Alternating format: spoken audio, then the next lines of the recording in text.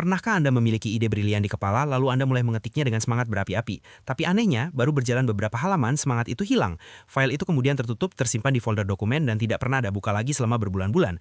Jika ini terdengar familiar, Anda tidak sendirian. Faktanya, hampir semua orang mengalaminya. Dan berita baiknya, itu bukan salah Anda. Mari kita bongkar alasannya. Ada sebuah statistik menyedihkan di dunia penulisan digital. 99% orang yang ingin menulis e-book tidak pernah benar-benar menyelesaikannya. Mereka punya ide, mereka punya niat, tapi di tengah jalan, proyek itu mangkrak. Pertanyaannya adalah, kenapa?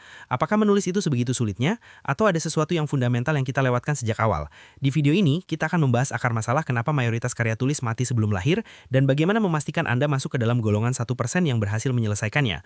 Hal pertama yang harus kita luruskan adalah persepsi tentang kemalasan. Biasanya, polanya selalu sama. Anda sangat semangat di hari pertama, Anda menulis berjam-jam. Lalu masuk minggu kedua, Anda mulai melambat. Di minggu ketiga, Anda berhenti total. File naskah itu pun mengendap berbulan-bulan sampai Anda lupa kalau file itu ada.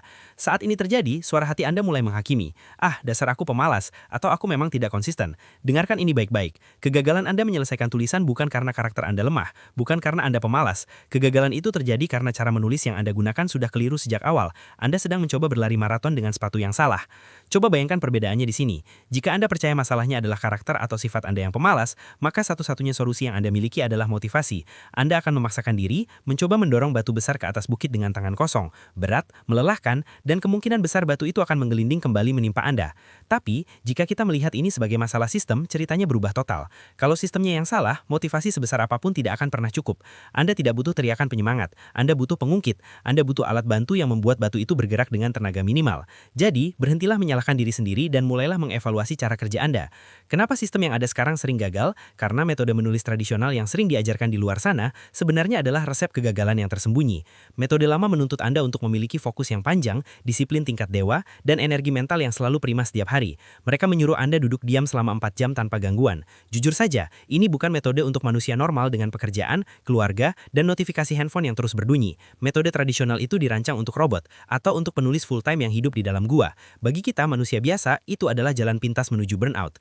Inilah momen di mana Anda harus mengubah pola pikir. Masalah utamanya bukan karena Anda kurang disiplin. Masalahnya adalah Anda mencoba menjadi orang lain. Anda mencoba meniru rutinitas penulis profesional yang kondisinya jauh berbeda dengan Anda.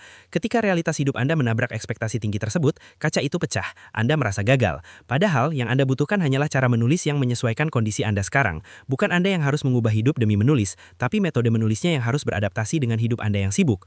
Banyak orang berpikir, kalau aku punya motivasi lebih, pasti selesai. Salah besar. Anggaplah motivasi itu seperti bensin dan metode menulis Anda adalah mesin mobil Anda. Anda bisa mengisi bensin oktan tinggi, semangat yang membara, ke dalam tangki. Tapi, jika mesin mobil Anda rusak, atau jika mobil itu terjebak di lumpur yang dalam, bensin itu tidak akan membawa Anda kemana-mana. Anda tidak akan pernah sampai tujuan jika mesinnya salah. Jadi, berhentilah mencari bensin tambahan dan mulailah perbaiki mesinnya. Inilah kenapa mengandalkan janji disiplin seringkali berakhir di jalan buntu. Lihat perbandingannya. Jika caranya salah, misalnya Anda mencoba mengedit tulisan sambil menulis, atau memikirkan tata bahasa saat menuangkan ide, otak Anda akan kusut. Semangat setinggi apapun akan habis tergerus kebingungan. Itu adalah jalan yang berliku-liku menuju jalan buntu. Sebaliknya, kita butuh metode berbeda. Metode yang meluruskan jalan kusut tadi. Ketika caranya benar, hambatannya hilang. Dan ketika hambatannya hilang, orang biasa pun, bahkan yang merasa dirinya tidak bertalen, bisa menyelesaikan e-book mereka dengan mulus sampai garis finish. Lalu bagaimana solusi untuk manusia nyata seperti kita? Perkenalkan, konsep The Hybrid Writer. Metode ini tidak memaksa Anda menjadi pujangga. Ini adalah sistem 3 langkah sederhana. Mengeluarkan isi kepala, jangan pedulikan struktur, jangan pedulikan ejaan. Tumpahkan saja semua ide Anda secara mentah. Sistem yang mengatur. Gunakan kerangka kerja untuk menyusun kepingan ide tadi seperti menyusun Lego. AI membantu merapikan. Disinilah teknologi masuk. Biarkan AI yang membereskan tata bahasa dan kerapian kalimat, sehingga Anda tidak perlu pusing soal teknis penulisan. Fokusnya bergeser total, bukan lagi tentang bagaimana menulis indah, tapi bagaimana e-book ini benar-benar selesai.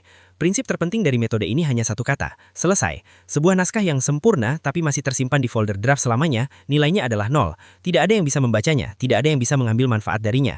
Tapi sebuah naskah yang selesai, meskipun tidak sempurna, jauh lebih berharga. Selesai adalah mata uang yang paling mahal bagi seorang kreator. Ubah mindset Anda, kejar selesai dulu, sempurna bisa belakangan.